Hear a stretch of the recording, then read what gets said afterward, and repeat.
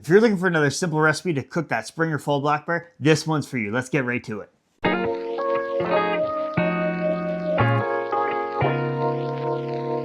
All right, welcome back to Critters Corner. I'm Calvin, and today I'm going to be showing you one of my go-to recipes that I like to cook my black bear. Keep in mind, this is the first year I've been cooking black bear. Last year I started hunting black bear after getting out of chemotherapy after overcoming testicular cancer for a second time. Because I wasn't sure if I was going to have a deer season last fall, I figured why not throw my name in the hat for getting a bear license and going out and learning the outdoors and trying to harvest one myself. And lo and behold, that's just what I did. And if you're interested in finding out more about that series, you can check it out in my Healing Through the Hunt playlist on my YouTube channel. But let's get right to it. For me, since I wasn't 100% sure on what, let's say, bear meat was going to taste like or whatnot, I figured why not lean into some of these heartier meals that I could go ahead and possibly introduce different flavors as well while learning how to cook bear. For those who already know, bear has trichinella. And many of them do, I should say specifically, and that can develop into trichinosis. Essentially worms, a parasite that could grow within the body if you don't cook your bear to a certain temperature. For me, I always cook my bear to at least 180 degrees Fahrenheit. There's some research that says just get at 165 degrees Fahrenheit.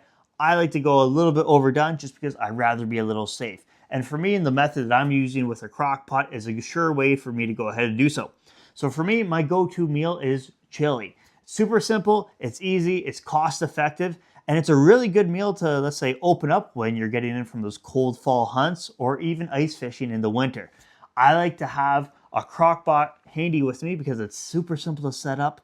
It's easy for me to manage. The cleanup isn't really big, and I can actually travel and camp with it too. And all my ingredients, for the most part, they're fairly simple to purchase. They're easy to manage, and I can just add, let's say, my wild game, for example, bear in this case, to the recipe and have my meal ready between 4 to 6 hours, depending on how fast I want to cook it and what my power source is. So this fall, I am hoping to do a lot more bear cooking with other pieces of bear. So maybe roasts or, let's say, things of that sort. Maybe a few sausages. We're going to figure that out when the time comes after I harvest my bear, hopefully this week. But for me, my recipe is fairly simple. I use the brand Unico for a lot of my products, as well as Del Monte and President's Choice. You could use whatever products you want. For me, I just like to opt for these options because that's what I'm familiar with. That's what I was raised around.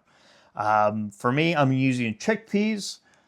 I'm using red kidney beans, as well as some tomato paste, or crushed tomatoes, I should say specifically, from Unico. I also adding corn, but in this case, I'm using more of a Southwest mix from Del Monte, and I also like to use mushrooms in my chili. For me, you could use also spaghetti sauces. I know a lot of recipes call for sauces of that sort just to add a little bit more flavor to your chili if you're not using, let's say, some packaged seasonings, things of that sort. For me, instead of using tomato sauce or pasta sauce, I like to use just strained tomatoes. So you can pick this up at your local grocery store, super easy to find. Check out the tomato sauce aisle and you should be able to find a lot of these ingredients, as well as, let's say, the canned vegetables. For my recipe, it calls for Clubhouse chili mix. I'm using low sodium. For me, I like to do that just because I feel like it's the healthier option. Mind you, I am using a whole bunch of canned goods at the same time. I'm not going to be oblivious to that. It'd be better if I could use, let's say, garden vegetables, but for me, in my space right now, I don't have the ability to grow gardens as much as I want to. But this will have to suffice for now. Anytime I'm using any canned goods, I'm rinsing them very thoroughly and getting all the salt out as much as I can. Afterwards, we'll go ahead and put it in my crock pot, set it and forget it, and I should be good to go. But for me, my recipe typically calls for 2 cans of kidney beans or 2 cans of chickpeas. Sometimes I'll mix it up, one or the other, and then I'll also add usually 2 cans of crushed tomatoes, as well as 1 to 2 cans of corn and mushrooms, depending on how much I could fit into this crock pot. For me, I'm usually using 5 pounds of ground meat, and it's a pretty heavy, let's say, chili, if you will. And some have also thought that maybe it's not actually a chili, maybe more just, let's say, a crock pot of bear meat or whatever ground meat you want to use in this case. For me, I'm still recovering from cancer. I'm still trying to put on as much muscle mass and good healthy body weight in the event that I have to go back into chemotherapy. So this is a really high calorie, let's say, meal, very full of micronutrients, macronutrients as well. And for me, I really like to lean into this, especially when I am, let's say, going an extended period without, let's say, food, such as, let's say, just before heading out to a hunt. Mind you, keep in mind, if you're gassy, this one won't work for you too well. But I like to serve this meal on a bed of rice. For me, it's one of my favorite, let's say, carb sources. I use jasmine rice, white rice, basmati rice as well. And for me, that digests well for my body. You could use whatever you want. I know some people like to mix it with potatoes as well. And you could choose whatever carb you want to mix this with. But I usually cook that separately in a rice cooker. For me, I find the rice cooker is the go-to. It's the easiest way. And for me, that's just something I'm used to because I used to be a bodybuilder. So I see massive amounts of rice. So maybe one day I'll get back to that, but not anytime soon. I'm enjoying getting the outdoors and just having fun with these type of, let's say, videos and paying it forward to those who want to learn. So this is just my go-to recipe for what I use for chili. I use a crock pot. I think it's pushing out 275 kilowatts per hour, if I'm not mistaken. I set this for 4 hours on high or 6 hours on low. It's a self-programmable system that I got here. I just set it, forget it, head out to the woods or go to the shop, do my things out there, and then come on back in for a nice warm bowl.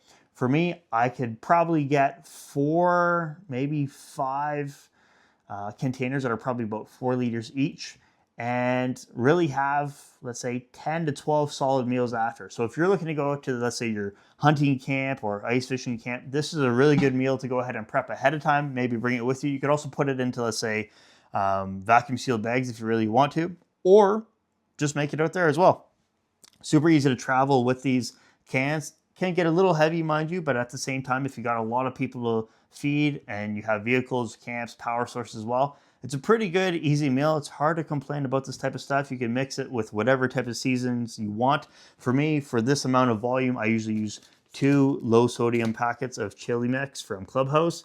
And that's pretty much it. Super simple. Give it a shot. I'm going to take a few videos of me cooking it so you guys can see exactly how I'm preparing it. But besides that, super easy to go. And let me know what you guys think about it. If you have any other recommendations or how you want to go ahead and improve this recipe, hey, listen down below. Like I said, I'm not an expert chef. I'm not a cook. I just like to be simple, effective, and enjoy my meat. So we'll see what turns out this year. I'm probably gonna use my fall black bear maybe for some meatballs. I may do a few more roasts this year and then try some different new cooking recipes to share with you guys as well. But in the meantime, we'll catch you later and we'll see you next time.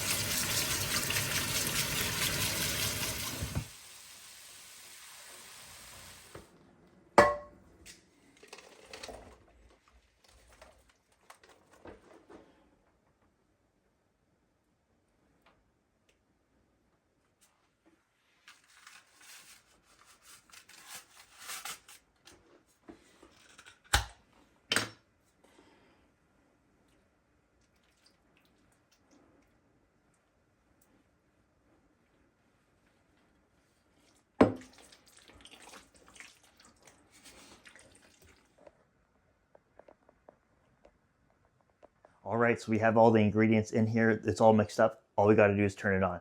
Keep in mind, I've added some carrots and some celery last minute to this recipe. If you're on the road or traveling, you don't have to bring those along with you. This recipe is still dynamite without them. So now we're just gonna plug it in, turn it on. For this program, I'm gonna be setting it on for 6 hours. And we're gonna put it on low. And we'll come back as soon as it's done. All right, so we're all done after 6 hours.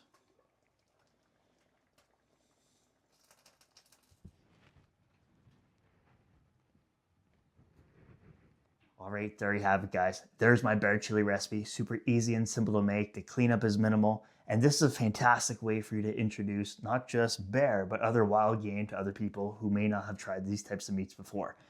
Sometimes people complain that wild game has a strong flavor or it's a little gamey. And this is a fantastic recipe to go ahead and mask that type of flavor. So let me know what you guys use your ground meats for. If you use bear for other types of recipes, it'd be fantastic to learn and try them out myself. So let me know in the comment section down below. That'd be fantastic.